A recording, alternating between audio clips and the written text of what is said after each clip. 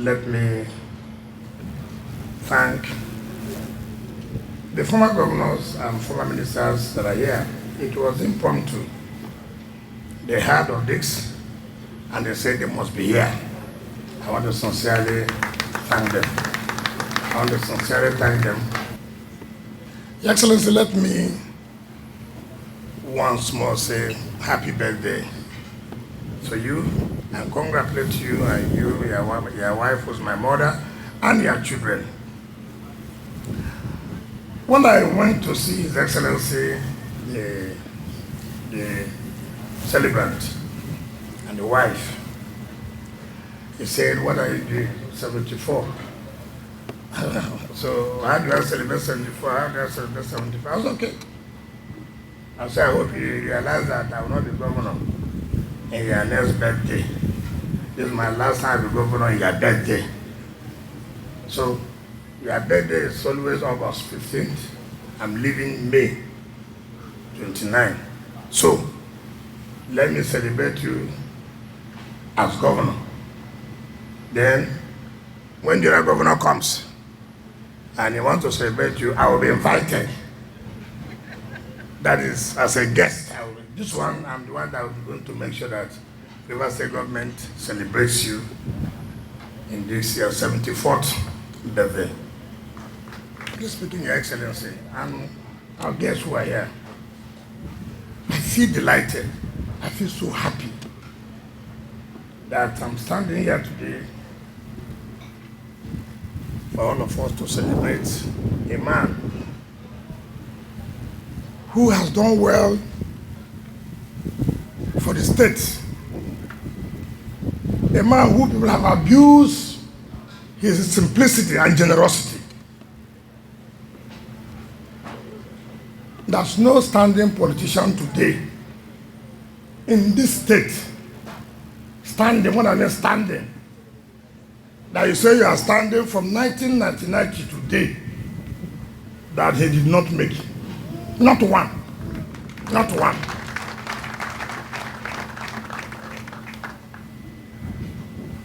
And in life, just like what very Monsignor Key said, there's nothing as appreciating people, thanking people who have one way in their life contributed in you growing. But today, we are this, we are that, is because somebody was responsible for it. God used that person was an instrument to make us to be where we are today. Wicked is this, wicked is that. If God did not use him as an instrument, it would have been impossible for me. So, for us, we have used him as a school. We have used, and we thank him for making himself available to use him to learn, so that we won't be shocked of whatever that's going to happen. Don't leave the school, people should go and learn. That's why he has to live till 200 years. People should go and learn. When you learn about orthopedic, you will survive politically. My last birthday, 12 midnight, one of our elders called me. They want to see you. I told my wife, what are they coming to see me by 12? What are they coming to see me by 12? He said, well, listen to them now. Some of them are here. They came to me, 12 midnight. They said, oh, one day we shall be ready. I said, okay. Then the night I saw was a letter that she went and run for president. All these are here, they signed those documents, all of them. They signed it. They signed the document. I should run for president. I said, I should run for president, yes. I said, okay. You people too, go and give me who will be governor. I said, go and give me who will be governor. Forget president. Go and give me who will be governor. They all sat there. They were looking left, right. I said, okay. But those who are trying to be governor, they raise your hand. This one raise his hand. This one raise his hand. This one raise. One person refused to raise his hand. He said, a senator. Senator Farotimi. I said, you don't want to be governor, sir? Let me hold the one where God will give me first. Let me hold this one. Let me not lose the two. So all of them. Then I said, okay. They went, prepared documents and signed that whoever will bring. That document was prepared by OCG Okocha. All of them signed. All. That whoever will bring, that they will abide to it. Then when we took one person, they went to Abuja. I must not be vice president. What is my business? What is my business? I've done well. I'm happy. I'm living. Very, very happy to live. And that I've done very well.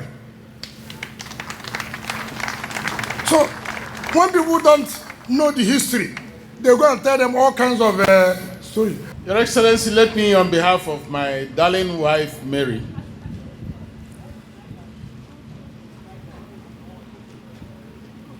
our children,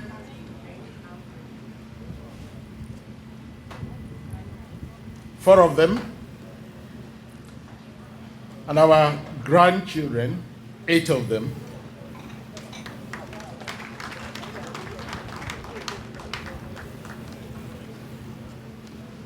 and our in-laws,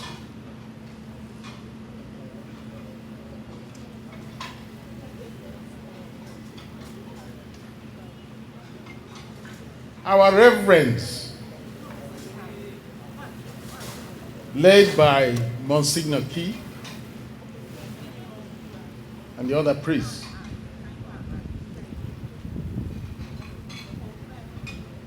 Welcome and thank all of you who have gathered here today.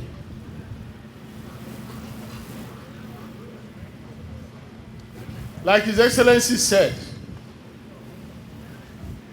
and I want to affirm that it's true,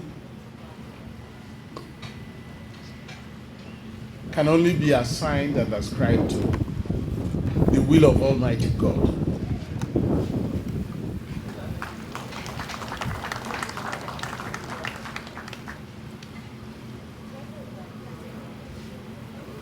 So I want to begin by thanking the governor's colleagues who, in spite of all their numerous, endless challenges, have continued to identify with our governor, and for the kind words. Both of you, my former colleague and brother, the former governor of Cross River State, and all those who made and rendered goodwill messages. May God bless you, all of you, and pay you back in God's way. Someday, the kindness of thoughts that you've conveyed to us will also be conveyed to you.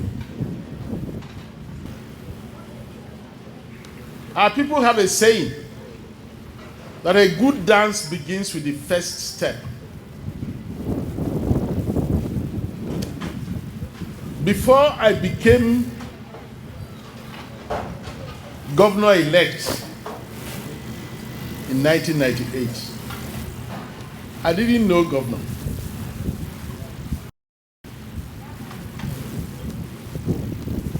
Until he emerged as the flag bearer for his local council under the umbrella.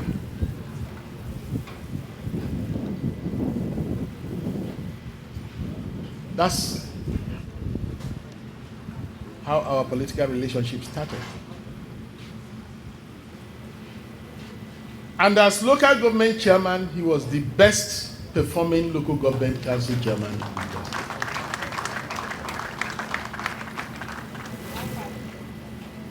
And throughout his tenure as the council chairman, there was nothing that happened in the Odili family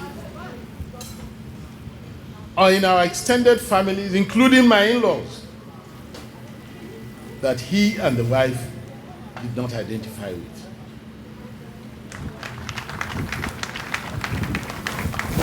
I have been to many government houses. I've been to many presidential lodges.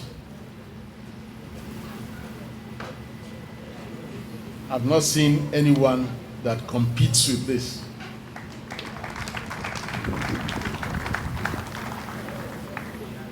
And this is Governor's birthday gift to me and my wife and family. Your Excellency, I know we are running against time because of your numerous programs, but permit me, on behalf of the elders and the good people of Rivers State, express our deep appreciation for what you have used your governance to do for Rivers people and to do for the Odili family in particular. If there was time, I will talk for 2 hours. But let me thank you more for 2 outstanding things you've done, which you never put before the public.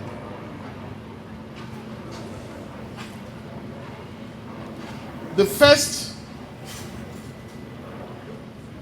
will be your effort in human resource development, especially the scholarship support to Rivers indigenes who gain admission on merit to Pamo University of Medical Sciences. But permit me to say that one of the landmark things you've achieved was the initiation and the facilitation of a campus of the law school in Port Harcourt. And from what I have heard, that campus will be the attraction of every law student who qualifies for law school from all over the country. It is second to none.